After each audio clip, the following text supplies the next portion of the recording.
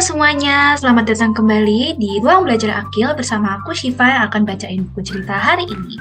Hari ini aku bakal bacain buku yang berjudul Oma dan Belalang yang ditulis oleh Eka Yuliati dan diilustrasikan oleh Omega Hanifa dan dipublish oleh The Asia Foundation. Yuk langsung kita mulai. Setiap hari, Oma Tongtong selalu sibuk. Di desa ini tidak ada lagi mesin yang rusak, semua alat bisa diperbaiki Oma Tongtong.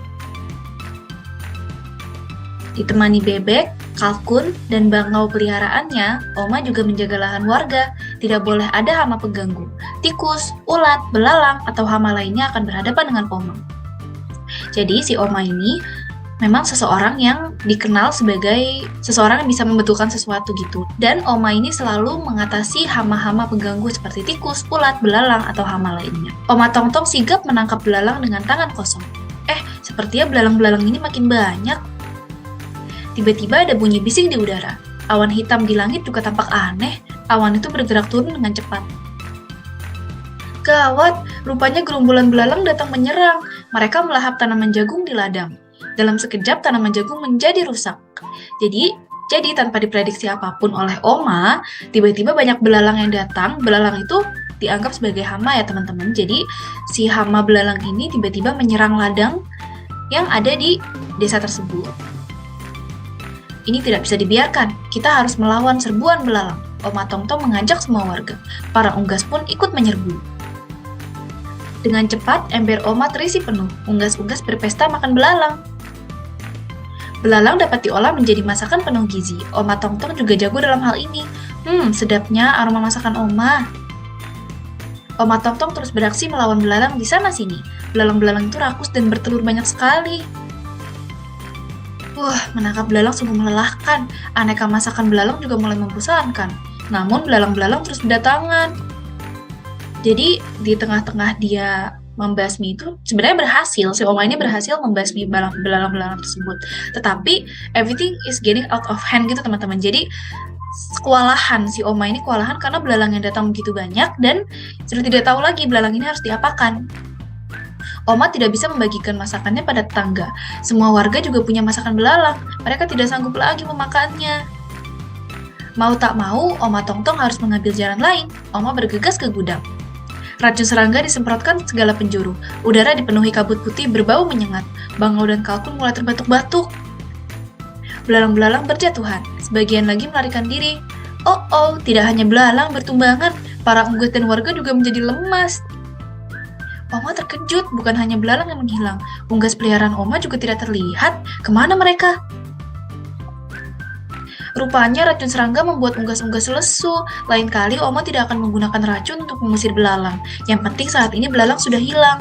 Jadi si Oma ini akhirnya memutuskan untuk menggunakan semprotan gitu teman-teman. Jadi semprotan kimia yang membuat belalang itu mati. Tapi ternyata kandungan dari semprotan itu gak hanya membunuh belalang, tapi seperti unggas-unggas, warga juga jadi ikutan lemas teman-teman karena menghirup udara dari si semprotan ini.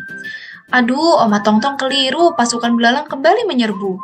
Jadi ternyata teman-teman, aksi penyemprotan kemarin itu belum cukup bekerja ya untuk belalang-belalang ini karena keesokannya belalangnya kembali menyerbu. Belalang-belalang bahkan masuk ke dalam rumah. Apalagi yang akan Oma lakukan? Oma harus mencari ide baru. Traktor, bangau, Oma tahu caranya. Oma Tongtong mengumpulkan warga desa. Dia lalu menjelaskan rencananya. Traktor pun dijalankan, tanah tersibak dan hewan-hewan kecil di dalamnya bermunculan. Maka datanglah ratusan burung bangau. Begitu banyak makanan tersedia untuk mereka. Hewan-hewan kecil dan belalang tinggal disantap. Para bangau berpesta. Jadi si Oma ini akhirnya memutuskan untuk menggunakan bangau-bangau yang banyak ini ya teman-teman untuk memakan jumlah belalang yang sangat banyak. Jadi si Oma ini menjalankan traktor di sebuah tanah yang banyak hewannya gitu teman-teman. Jadi ketika traktor itu jalankan maka hewan-hewan itu keluar. Sehingga enggak deh, salah nggak sih? Jadi si Oma ini menggunakan cara traktor teman-teman. Jadi traktor itu dijalankan dan ketika tanah itu tersibak hewan-hewan kecil muncul dan dari situ ratusan bangau mulai datang dan memakani belalang-belalang tersebut. Oma dan warga bersorak senang. Mereka perlu merayakan kemenangan ini. Namun, yang ada hanya kue belalang. Oh, tidak.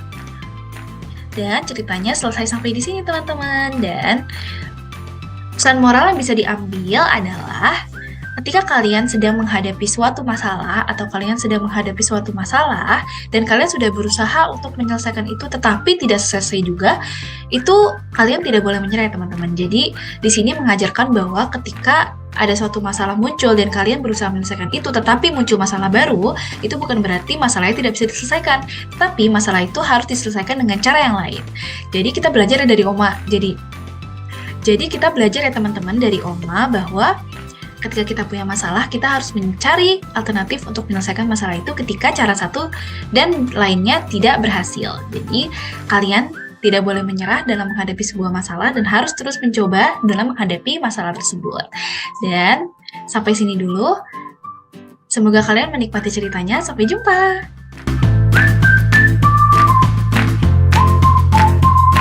Untuk melihat lebih banyak video seperti ini, klik playlist Pustaka Digital Audiovisual Ruang Belajar Akil.